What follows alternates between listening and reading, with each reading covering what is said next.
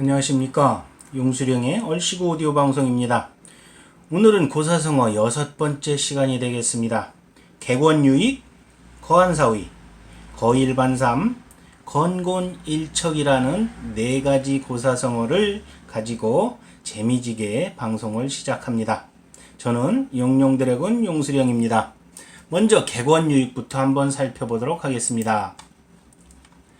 자, 10개 채권 있을요. 이로울 익자로 구성되어 있습니다. 책을 읽으면 유익하다.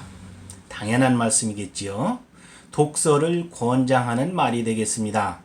승수연담록이라는 책에 기록되어 있다고 할 것입니다. 자, 책을 읽으면 유익하다. 독서를 권장하는 말인데 송나라 태종은 독서를 무척이나 좋아한 황제였다고 합니다. 특히 역사책 읽는 것을 즐겼고 서적이 매우 많아 쉽사리 다 읽어낼 것 같지 않은데도 불구하고 그는 전혀 개의치 않고 끝까지 다 읽어냈다 합니다.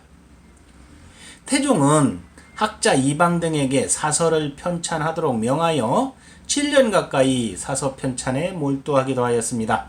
그 결과 1,000권, 먼저 간행된 유서 등에 의해 모은 인용서 1690종을 55개 부문으로 분류한 학술적으로 대단한 가치가 있는 사서가 완성되었답니다. 우리나라로 치면 조선시대의 경국대전과도 같은 이러한 종류라고 할 수 있겠습니다. 태평연간에 편찬되었으므로 그 연호를 따서 태평총류라 이름 붙였다 합니다. 태종은 크게 기뻐하며 매일을 하루같이 탐독했다고 합니다. 책 이름 또한 태평총류에서 태평어람이라 스스로 고치고 매일 3권씩 읽도록 신하들에게 강제하는 규칙을 정하기도 하였답니다. 신하들로서는 아닌 밤중에 벼락을 맞은 것일 수도 있겠습니다. 정무에 시달렸기 때문에 계획대로 읽지 못했을 때는 틈틈이 이를 보충했다 합니다. 이를 본 측근의 신하가 건강을 염려하자 태종은 이렇게 말했다 합니다. 책을 펼치면 이로움이 있다. 그러므로 나는 조금도 피로하지 않다. 라면서 신하들에게 자신을 따를 것을 명하기도 하였답니다. 자, 그림을 한번 살펴보겠습니다. 책이 예술적으로 아트적으로 많이 쌓여 있습니다. 많기도 합니다. 자, 이러한 책들은 모두가 지혜의 양식이라고 할 수 있습니다. 따라서 책이 인사를 하고 있습니다. 반갑습니다, 여러분. 나 좀 읽어주세요. 반면에 요 옆에 공부하는 벼슬아치가 있습니다. 참다운 공무원상이라고 할 수 있겠습니다. 하지만 안 어울린다 라는 역설적인 느낌은 왜 여기다 이렇게 집어넣느냐 하면 일반적으로 공무원분들은 다는 아닙니다. 몇몇 분일 수도 있습니다. 이분들은 공무원 시험에 합격하기 위해서 몇 년이고 주구장창 공부를 열심히 해댑니다. 하지만 막상 공무원 시험에 합격해서 공무원이 되고 난 이후에는 거의 책이라는 것을 발로 차버려서 저만큼 거들떠보지도 않습니다. 이런 경우가 있기 때문에 안 어울리냐 어울리냐 이렇게 표현한 것이라고 할 수 있겠습니다. 따라서 공무원 시험에 합격했더라도 평생을 책과 가까이 하는 그런 마음가짐을 가지고 그런 자세를 보여서 일반 국민들이 공무원들을 본보기로 삼아서 책과 가까이 하는 이러한 분위기를 만들어 가도록 솔선수범하라는 의미에서 이렇게 그림을 집어 넣었었습니다. 그리고 또 하나 당부할 것이 있습니다. 안중근 의사께서는 하루라도 책을 읽지 않으면 입안에 가시가 돋친다 라는 말로 지식과 깨우침의 중요성을 마지막 사형장에서 유언으로 이렇게 말씀하셨습니다. 또한 공자님도 하기 시습지면 불역 여호와라 하여 책 읽는 즐거움을 표현하기도 하였습니다. 배우고 때로 익히면 즐겁지 아니한가라는 하기 시습지면 불역 여호와라, 이런 말은 아주 여러분들도 많이 들어보았을 것이라고 생각합니다. 그만큼 책을 읽으면 유익하고 평생을 손에서 눈에서 책을 놓지 않는 것이 우리들의 문화인의 진정한, 지식인의 진정한 자세라고 생각하기 때문에 이렇게 모르는 객원유익이라는 고사성어를 꺼내서 여러분들께 말씀을 드리는 것이라고 할 수 있겠습니다. 자, 두 번째 고사성어로 넘어가겠습니다. 거안사위입니다.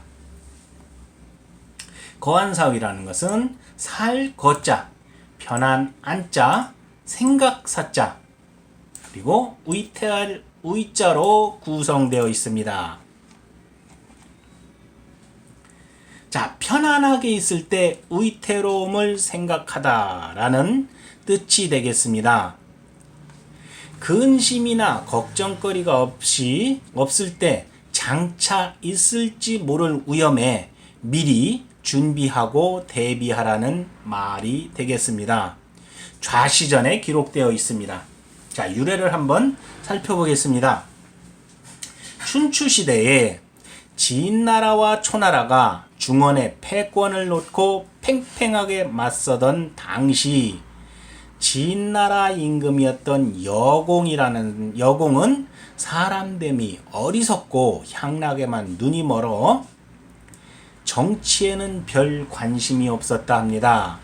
임금이 이렇자 나라의 기강이 무너져 사회가 어지럽고 혼란스러워 지금까지 진나라를 따르던 제후들도 차츰 딴 마음을 품고 배반하고자 하는 자가 많이 생겨서 초나라에 비해 열세를 면치 못하는 처지에 이르게 되었다 합니다.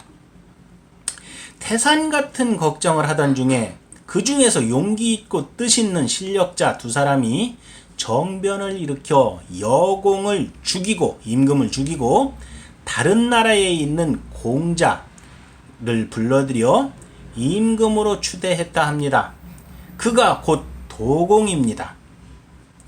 진나라는 도공의 지도력과 대신들이 합심하여 다시 초나라와 맞설 수 있을 정도의 국력을 회복했습니다. 문제는 북방의 야인 부족인 오랑캐 융적이 이들의 등 뒤에서 호시탐탐 노리고 있기 때문에 마음 놓고 초나라와 맞설 수 있는 상황이 아니었다 합니다. 이에 도공은 먼저 융적을 토벌하여 후환을 없앤다는 생각을 피력하였다 합니다. 그러나 위강이라는 신하가 그것은 안 될 말씀입니다. 우리 군사가 융적을 치러 간 사이 초나라가 갑자기 쳐들어오면 어떻게 하겠습니까? 차라리 융적을 잘 달래요. 친하게 지내는 것이 나을 것입니다. 그 임무를 신에게 맡겨보십시오 라고 위강이 말하게 됩니다.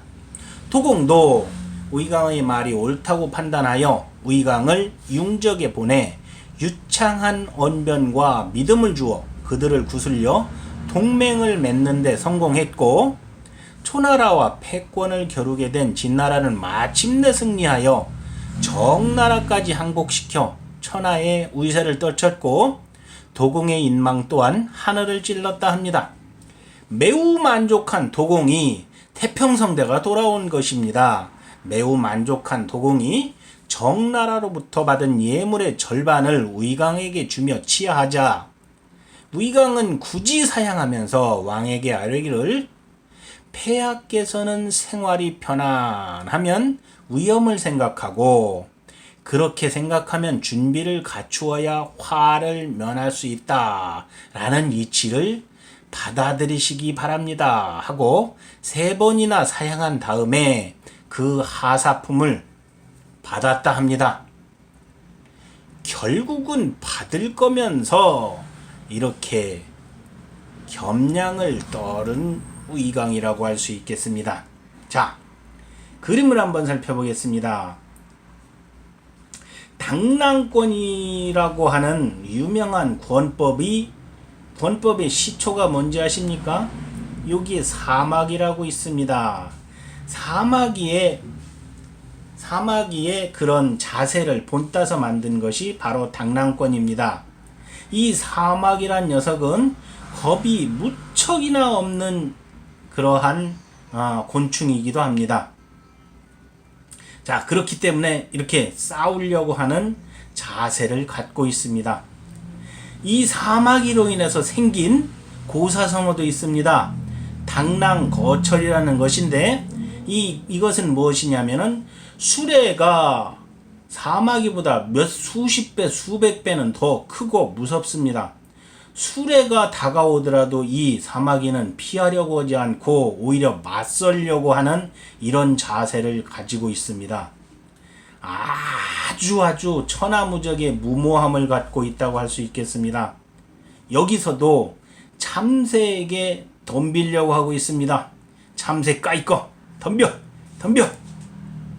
자, 그 다음 참새에게 결국은 한 입거리도 안 되게끔 잡아먹혔습니다.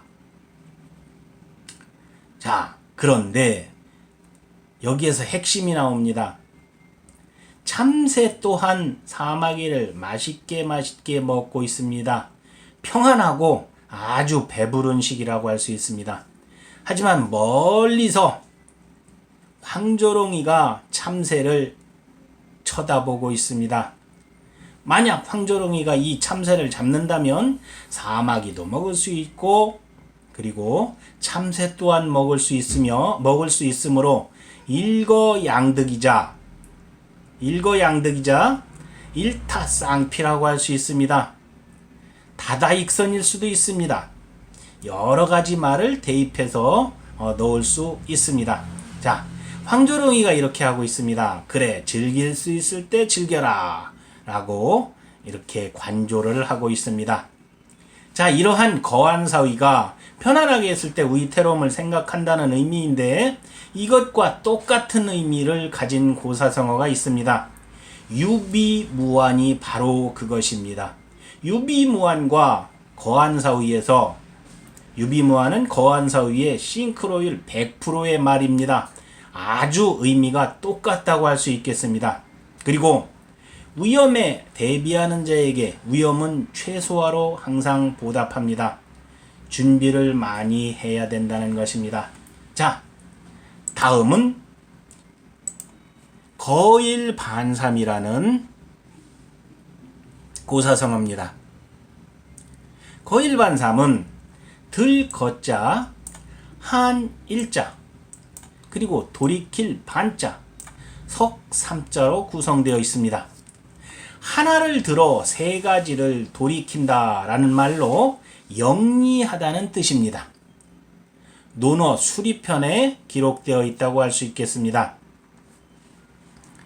자, 하나를 들어 세 가지를 돌이킨다는 말로 스승으로부터 하나를 배우면 다른 것까지도 유추해서 아는 것을 비유한다. 매우 영리하다라는 말을 나타내는 것이라고 할 수 있겠습니다. 유래를 한번 살펴보겠습니다. 분발하지 아니하면 열어주지 아니하며 애태우지 아니하면 말해주지 아니하고 한 모퉁이를 돌 때 새 모퉁이로서 돌아오지 아니하면 다시 일러주지 아니한다. 이 말은 아주 베베 꼬아서 한 말이긴 하지만 유명한 공자님의 교육 방법을 제시한 말이기도 합니다. 공자는 학문을 좋아하여 마음속으로부터 분발하여 의욕을 나타내는 제자들에게 그 다음 단계를 열어서 보여주며 하나라도 알고 싶어 애태우는 제자에게 해답을 가르쳐주고 하나를 들어주어 세 가지를 이해할 만큼 무르익을 때까지는 또 다른 것을 가르쳐주지 아니하였다 라고 합니다. 이러한 공자의 교육 방법은 지식의 일방적인 전달을 배제하고 제자들의 참여를 유도하는, 즉 익히지 못하면 다음 단계로 나가지 않았다 하는 참된 교육자의 자세라고 할 수 있겠습니다. 자, 그림을 한번 보겠습니다. 훈장이자 즉 스승님께서 하나라고 합니다. 그러자 어린 학동이기도 하고 제자이기도 합니다. 열 하고 답합니다. 아주 하나 하는데 열 벌써? 이렇게 답이 가고 있습니다. 초고속 파이브지라고 할 수 있겠습니다. 자, 하나를 가르치는데 셋을 알면 그놈은 영재 내지 천재라고 할 수 있습니다. 그러나 하나를 가르치는데 열을 한다면 그놈은 제가 보기에는 인간이 아닙니다. 기억 회로가 이상해져서 망각하지 못하는 병자일 가능성이 큽니다. 어떻게 생각하는 것은 시청자 여러분의 마음입니다. 또한 다르게 해석할 수도 있습니다. 또한 하나라 하는데 열이라 함은 말귀를 못 알아듣는 사오정이라고도 할 수 있습니다. 스승이 하나 하는데 제자가 열로 알아듣습니다. 어찌 하나와 열이 같단 말입니까? 이것은 그냥 열등감에 꼬여버린 심사를 표출한 것이니 개의치는 마시기 바랍니다. 자, 이 제자놈은 줄줄이 지식 소시지도 아니고 하나를 가르치는데 열을 순식간에 깨닫습니다. 자, 이 거일반삼의 업그레이드판 고사성어가 또 하나 있습니다. 바로 하나를 들으면 열을 깨우친다는 문일지십이 바로 그 말입니다. 이 거일반삼은 하나를 가르치면 세계를 깨우친다는 데 비해서 하나를 들으면 열을 깨우친다. 아주 3배, 4배 훨씬 더 업그레이드된 고사성어라고 할 수 있겠습니다. 그리고 결론적으로 이렇게 문일지십을 갖고 있는 놈이 결과적으로 청출어람한답니다. 청출어람이란 스승을 뛰어넘어서 아주 큰 성과, 즉 결과물을 얻어내는 이러한 제자를 두고 청출어람한다 라고 이렇게 말하는 것입니다. 자, 오늘의 마지막으로 건곤일척에 대해서 살펴보도록 하겠습니다. 건곤일척이란 하늘건, 땅곤, 한일, 던질 척을 씁니다. 하늘과 땅을 걸고 운에 한번 맡겨본다는 뜻으로 과홍구라는 책에 실려 있습니다. 자, 하늘과 땅을 걸고 운에 맞게 한번 던져본다.